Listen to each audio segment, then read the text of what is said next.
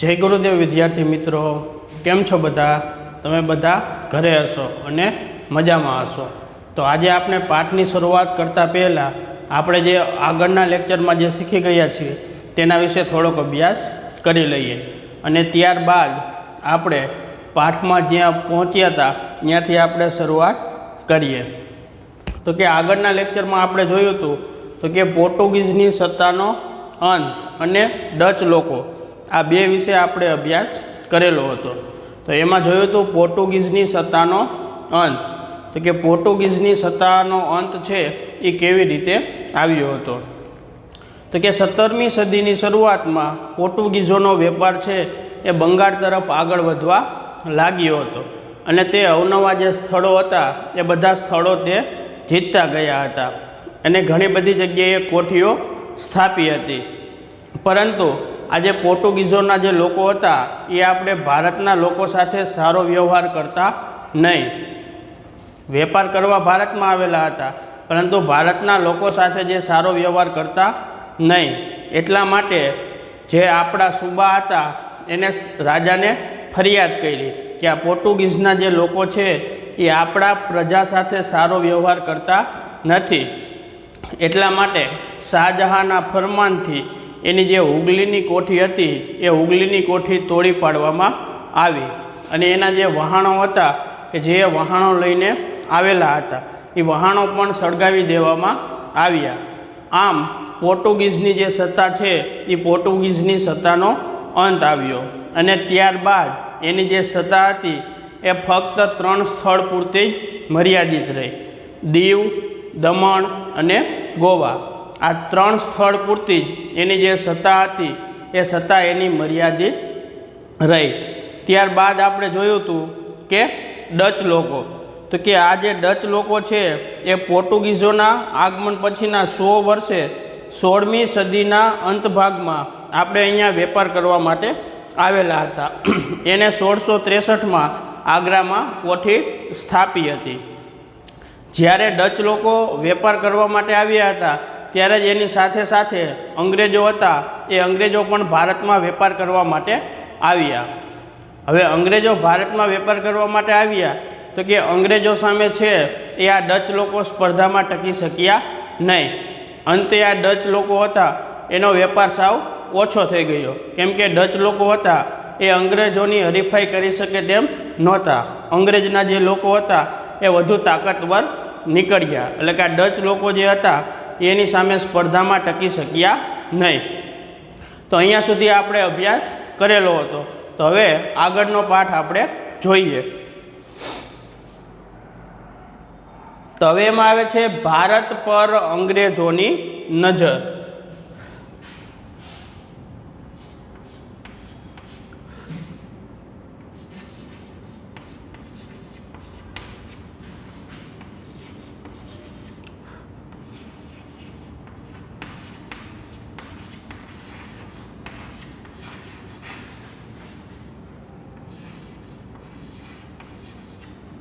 હવે આપણે ભારત પર અંગ્રેજોની નજર એના વિશે અભ્યાસ કરવાનો છે। તો કે ભારત રહ્યો એને આપણે આગળના લેક્ચરમાં જોયું જ છે કે ભારત છે એ સોને કી ચિડિયાથી નામથી ઓળખાતો હતો। એટલે કે ભારતમાં જેટલી સુખ, શાંતિ, સમૃદ્ધિ આ બધી જે વસ્તુઓનો સંગમ હતો એ બીજા એકેય દેશમાં આટલો સંગમ હતો નહીં।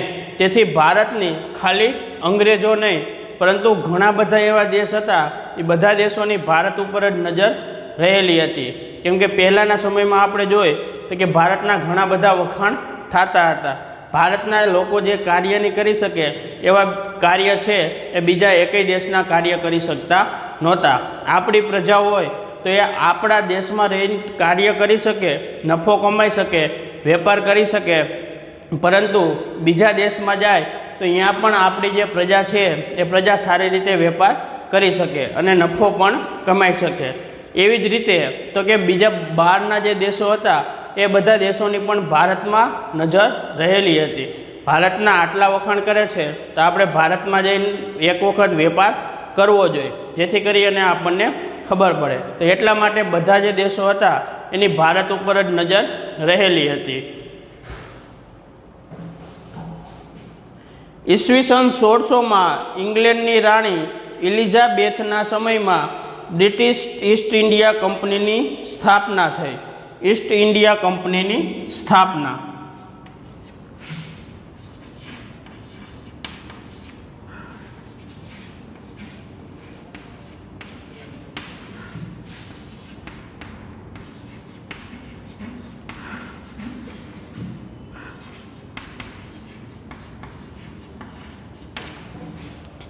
તો કે ક્યારે?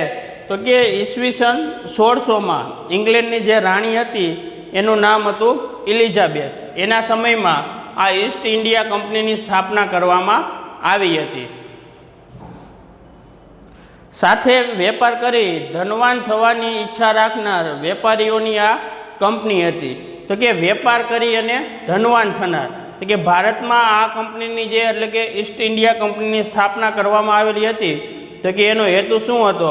તો કે ભારત સાથે વેપાર કરી અને ધનવાન એને થાવતું. એટલે કે એને બીજા દેશમાં નહીં પરંતુ ભારત દેશમાં જ એને આવતું અને એને આપણા ભારત દેશના જે લોકો હતા એની સાથે જ ઘણો બધો વેપારની કરવો હતો. વેપાર તો કરે તેની સાથે સાથે એને ધનવાન થવાની પણ ઈચ્છા રહેલી હતી. એટલે કે આપણે ભારત દેશમાં થઈ અને ખૂબ આપણે રૂપિયાવાળું થઈ જવું છે એવો કંપનીનો હેતુ હતો. એ આ ઈસ્ટ ઇન્ડિયા કંપનીનો હતો. તો કે આ એના વેપાર કરવાની અને નફો કમાવાના હેતુ માટે આ ઈસ્ટ ઇન્ડિયા કંપનીની સ્થાપના કરવામાં આવેલી હતી. આ કંપની વડે તે ભારતમાં જેટલા લોકો રહેલા છે એ બધા લોકો સાથે વેપાર કરી શકે એટલા માટે આ કંપની છે એ કંપની સ્થાપવામાં આવેલી હતી. ઈસવીસન 1608 અંગ્રેજોનું પહેલું વહાણ હિન્દુસ્તાનના સુરત બંદરે પહોંચ્યું.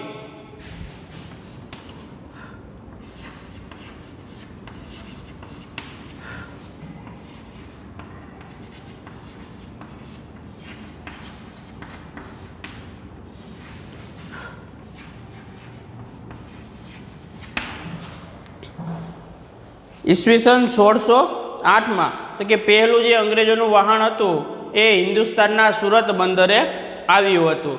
જો આપણને ભારતમાં પૂછે ભારતમાં પહેલું વહાણ ક્યાં આવ્યું હતું તો એમાં આવશે કાલિકટ. એ આપણે જોયેલું હતું આગળના લેક્ચરમાં. પહેલું વહાણ છે એ ભારતમાં કાલિકટ બંદરે આવ્યું હતું.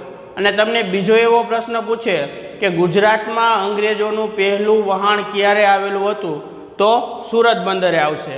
એટલે કે આ બંને જે પ્રશ્ન છે એમાં તમારે ખાસ ધ્યાન રાખવાનું. ભારતનું પૂછે તો કાલિકટ અને ગુજરાતનું પૂછે તો એમાં આવશે સુરત. તો કે અંગ્રેજોનું જે વહાણ હતું એ સુરત બંદરે આવ્યું હતું. પ્રથમ અંગ્રેજ હોકિન્સ આ વહાણનો કપ્તાન હતો. એટલે કે પ્રથમ પગ મૂકનાર જે વ્યક્તિ હતો એ હતો હોકિન્સ. આ વહાણનો કપ્તાન હતો. એટલે કે આપણે જોઈએ તો કે જેને પહેલો પગ મૂકેલો હોય એ જ વ્યક્તિ અહીંયા બીજો પગ મૂકેલો હોય. બીજા કોઈ વ્યક્તિ હોય તો એ આવીને તો પહેલાં એની પહેલાં બીજો પગ મૂકી શકે નહીં. એટલે કે જેને પહેલો પગ મૂકેલો હોય એને જ બીજો પગ મૂકેલો હતો.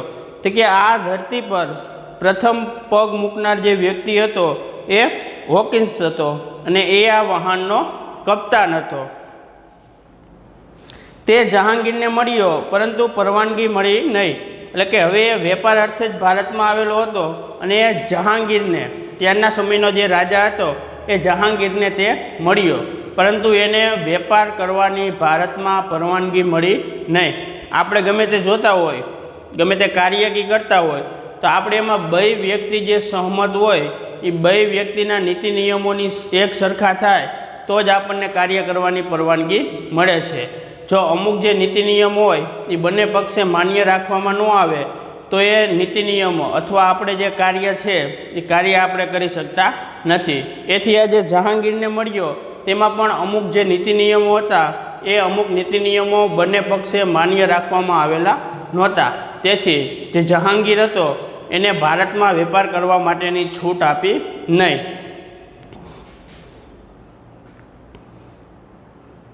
ત્યારબાદ આવનાર સર ટોમસ રો જહાંગીર પાસેથી સુરતમાં વેપારી કોઠી સ્થાપવાની પરવાનગી લીધી. કે ત્યારબાદ આવે છે સર ટોમસ રો.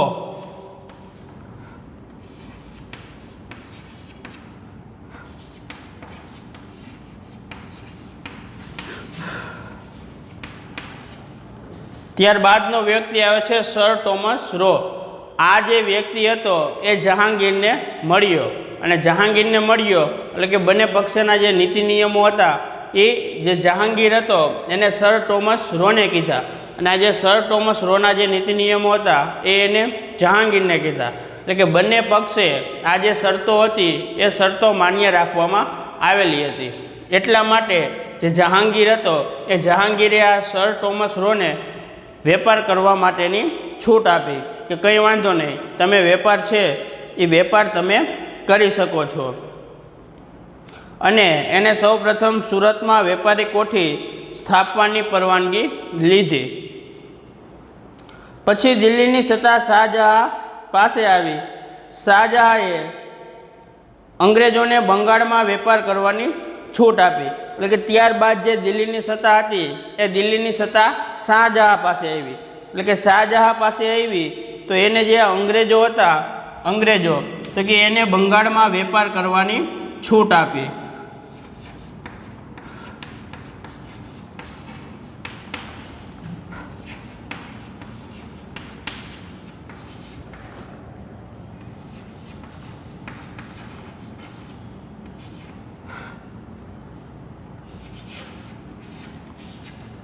તો કે એને ઓલા લોકોને સુરતમાં વેપાર કરવા માટેની છૂટ આપી, અને આને બંગાળમાં વેપાર કરવા માટેની છૂટ આપી કે તમે આ જગ્યાએ થઈ અને તમારે જે વેપાર કરવો હોય ભારતના લોકો સાથે તો એ તમે આ બંગાળમાં થઈ અને તમે વેપાર કરી શકો છો.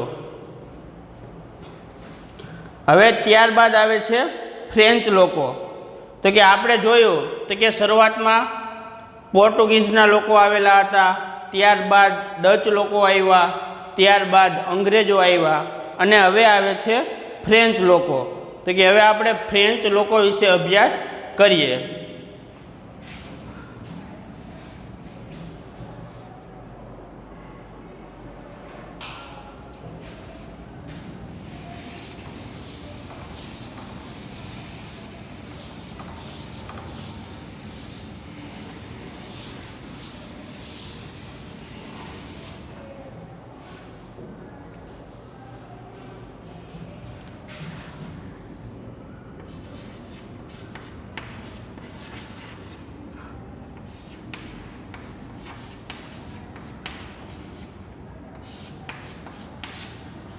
એમાં હવે આપણે ફ્રેન્ચ લોકો વિશે જોઈએ એ કેવી રીતે વેપાર કરતા હતા અને એને કઈ કઈ જગ્યાએ એની કોઠીઓ છે એ સ્થાપેલી હતી, જેથી કરી અને એ જગ્યાએ થઈ અને એ ભારતની પ્રજા સાથે વેપાર કરી શકે. તો એના વિશે હવે આપણે જોઈએ. તો કે ફ્રેન્ચોએ ફ્રેન્ચ ઈસ્ટ ઇન્ડિયા નામની કંપની સ્થાપી હતી. તો કે આ જે ફ્રેન્ચો હતા એને એનું નામ એટલે કે ફ્રેન્ચ ઈસ્ટ ઇન્ડિયા નામની જે કંપની હતી એ કંપની એને સ્થાપી હતી. અને ઈસવીસન 1664માં સ્થાપી હતી. એટલે કે ઈસવીસન 1664 એમાં આ ફ્રેન્ચ ઈસ્ટ ઇન્ડિયા નામની જે કંપની છે એની સ્થાપના 1664માં આ કંપનીની સ્થાપના કરવામાં આવેલી હતી. તેમણે સુરત અને પુડુચેરીમાં કોઠીઓ સ્થાપી હતી. સુરત અને પુડુચેરી.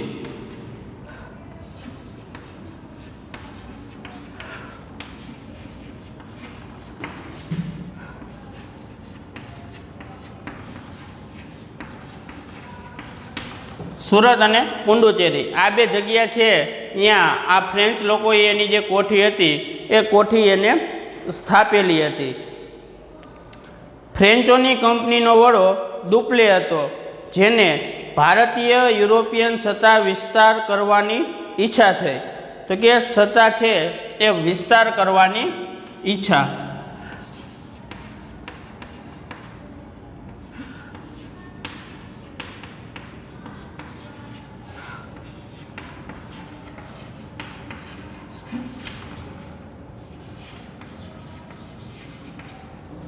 ફ્રેન્ચોનો વડો જે દુપ્લે હતો એને સત્તા વિસ્તાર કરવાની ઈચ્છા થઈ. આપણે પણ એક ઉદાહરણ દ્વારા સમજીએ જોઈએ કે ધારો કે તમે ગમે તે જગ્યાએ કામ કરવા માટે જાઓ છો. હવે તમે ઘરેથી એ જગ્યાએ કામ કરવા માટે જાઓ છો તમે રિક્ષામાં બેસીને જાઓ છો, હવે તમે રિક્ષામાં બેસીને જાઓ છો અથવા તમે ચાલીને જાઓ છો. ચાલીને જતા હોય તો એમાં વાર લાગતી હોય. તમે ચાલીને જાઓ છો અને તમારી બાજુમાંથી જ એક સાયકલવાળો વ્યક્તિ નીકળે છે. તમારા મનમાં શું ઈચ્છા થાય કે જો હું આ ચાલીને જાઉં છું, વરસાદ, ગરમી, ઠંડી આ બધું હોય તો મારે કેટલી બધી મુશ્કેલી પડે. એના કરતાં આ વ્યક્તિની જેમ જો મારી પાસે સાયકલ હોય તો મારે અહીંથી હું જ્યાં કાર્ય કરું છું ત્યાં પહોંચવામાં પણ મને સરળતા રહે અને હું ઘાયો ઘા એટલે કે તાત્કાલિક પહોંચી જાઉં. તો હવે તમારી પાસે સાયકલ છે, તમારી પાસે સાયકલ આવી ગઈ, તો હવે તમે સાયકલ લઈ અને તમે કામ કરવા માટે જાઓ છો. હવે તમે સાયકલ લઈને કામ કરવા માટે જાઓ છો તો અહીંયા બાજુમાંથી જ એક ભાઈ બાઇક લઈને નીકળે છે. તો વળી તરત તમારા મનમાં ઈચ્છા થાય કે જો સાયકલમાં તો હું પેન્ડલ મારીને થાકી જાઉં છું, આમાં મને મજા નથી આવતી, હું જાઉં છું અહીંયા પહોંચવામાં મને વાર લાગે છે. એના કરતાં જો મારી પાસે બાઇક હોય તો બાઇકમાં હું એક જગ્યાએથી બીજી જગ્યાએ તાત્કાલિક પહોંચી શકું. મારે 100 કિલોમીટર 200 કિલોમીટર જવું હોય તો એમાં મને વાર લાગે નહીં. લીવર માર્યું અને હું ઘાયો ઘા મારે જ્યાં જવું હોય ત્યાં હું મારા સ્થાને પહોંચી જાઉં છું. આવી તમને ઈચ્છા થઈ. એટલે આ ઈચ્છા થઈ તો હવે ધારો કે તમારી પાસે બાઇકે આવી ગયો, તમે બાઇક લઈને જવા માંડ્યા. હવે તમે બાઇક લઈને જવા માંડ્યા તો તમારી બાજુમાંથી એક વ્યક્તિ હતો એ ગાડી લઈને નીકળો. તો હવે એ વ્યક્તિ ગાડી લઈને નીકળો તો તરત તમારા મનમાં ઈચ્છા થશે કે આમાં તો હું લીવર મારીને થાકી ગયો, વરસાદ હોય તો વરસાદનું મારે હેરાન થવું પડે છે, ઠંડીની સિઝન હોય તો એમાંય મારે ખૂબ ઠંડી પડે છે તોય મારે કામે જવું પડે છે, ઉનાળો હોય તો મને ગરમી બહુ થાય છે તોય મારે બાઇક લઈને જવું પડે છે. એના કરતાં જો મારી પાસે ગાડી હોય તો ગાડીમાં તો હું સારી રીતે જઈ શકું, કેમ કે ગાડીમાં ઉનાળો હોય, ઠંડી હોય, ચોમાસું હોય, એમાં આપણને એકેય વસ્તુ નડે નહીં. આવી તમને ઈચ્છા થઈ. હવે ધારો કે તમારી પાસે ગાડી આવી ગઈ તો પછી તમને શું ઈચ્છા થાય તો ઉપરથી પ્લેન નીકળું. તો વળી તમને ઈચ્છા થઈ કે આ છે તો કે આમાં તો મને ઘણી બધી વાર લાગે ગાડીમાં, આની કરતાં જો મારી પાસે પ્લેન હોય તો હું કેટલો સરળતાથી બધાય દેશમાં રખડી શકું. તો આવી રીતે આપણી જે ઈચ્છા છે એ ઈચ્છા પૂરી થતી નથી. એટલે કે ઈચ્છા જે છે એનો કોઈ દિવસ અંત આવતો નથી. એવી જ રીતે આજે ફ્રેન્ચનો વડો જે દુપલો હતો તો એને પણ સત્તા વિસ્તાર કરવાની ઈચ્છા થઈ. નાની કંપની હતા, એક કોઠી સ્થાપી તો એમાંથી એને ઈચ્છા થઈ કે એકની જગ્યાએ 2 કોઠી હોય તો હું ઘણો બધો વેપાર કરી શકું. બધા રાજ્યમાં, બધા પ્રદેશોમાં જો હું 1-1, 2-2, 3-3 કોઠી સ્થાપી દઉં તો મારી પાસે કેટલા રૂપિયા આવે અને એ બધા રૂપિયા આવે તો હું એમાંથી કેટલો બધો નફો કમાઈ શકું. આવી એની ઈચ્છા થઈ હતી. એટલે કે એને સત્તા વિસ્તાર કરવાની ઈચ્છા થઈ હતી.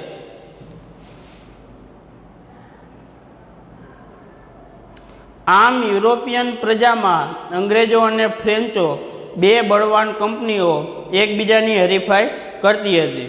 હવે 2 બળવાન કંપનીઓ હતી, અંગ્રેજો અને ફ્રેન્ચો.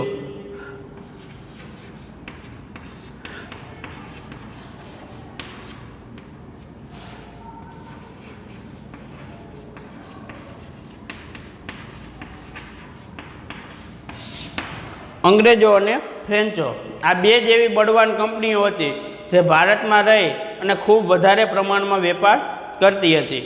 અંગ્રેજો અને ફ્રેન્ચો. આમાં ઘણી તકરારો અને લડાઈઓ થઈ. તો કે આ કંપની હોય તો કે આપણે પણ જોયેલા હોય કે જેવી રીતે આપણે હમણાં થોડાક સમય પહેલાં જ જે આપણે વોડાફોન છે, આઈડિયા છે, એરટેલ છે, આ બધી કંપનીના જે કાર્ડ હતા એ કાર્ડ આપણી પાસે હતા. પરંતુ ત્યારબાદ એક નવું કાર્ડ આવ્યું, જીઓનું. આ જીઓનું કાર્ડ આવ્યું તો કેમ જે બધા વોડાફોન, આઈડિયા, એરટેલવાળા કંપનીના જે બધા માલિકો હતા એને કેમ તરત નેટનો ને બધો ભાવ ઘટાડી દીધો. એટલે કે આવી રીતે એકબીજાની જે કંપની છે એ હરીફાઈ કરતી હતી અને ન છૂટકે એકબીજા જે કંપનીના વડા હોય એ ગમે તે કાર્ય કરે અથવા ભાવ કી નીચો કરે એટલે કે સામેવાળી કંપનીએ તરત એનો ભાવ નીચો કરવો પડે તો જ એ બજારમાં એનું અસ્તિત્વ રહી શકે છે, નહીંતર રહી શકતું નથી. છેવટે અંગ્રેજો સફળ થયા.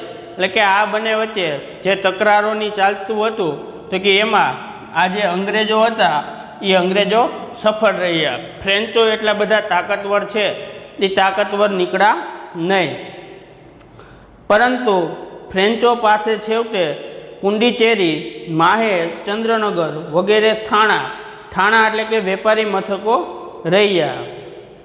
પુંડીચેરી, માહે અને ચંદ્રનગર આ ત્રણ જે સ્થળ હતા એ જ એની પાસે વેપારી મથકો રહ્યા. બીજા એકેય વેપારી મથકો જે હતા એ એની પાસે રહ્યા નહીં, કેમ કે આ જે અંગ્રેજો હતા એ અંગ્રેજો વધારે તાકાતવર નીકળેલા હતા.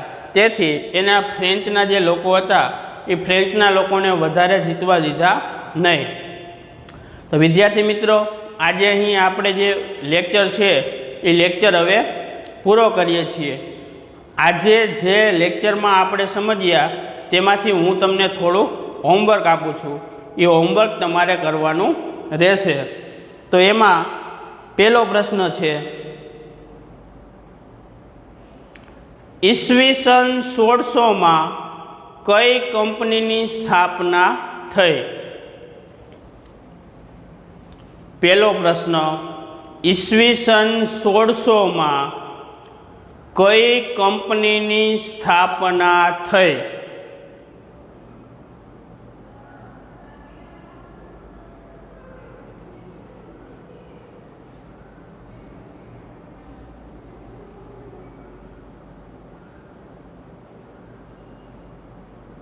હવે બીજો પ્રશ્ન લખો, ઈસવીસન 1608 પહેલું અંગ્રેજોનું વહાણ કયા બંદરે પહોંચ્યું હતું? ઈસવીસન 1608 અંગ્રેજોનું વહાણ કયા બંદરે પહોંચ્યું હતું? આ બે પ્રશ્ન છે. આ બે પ્રશ્ન તમારે હોમવર્કમાં કરવાના રહેશે. હવે પછી આગળનો જે પાઠ છે એ આપણે આગળના લેક્ચરમાં સમજીશું. અસ્તુ. જય ગુરુદેવ.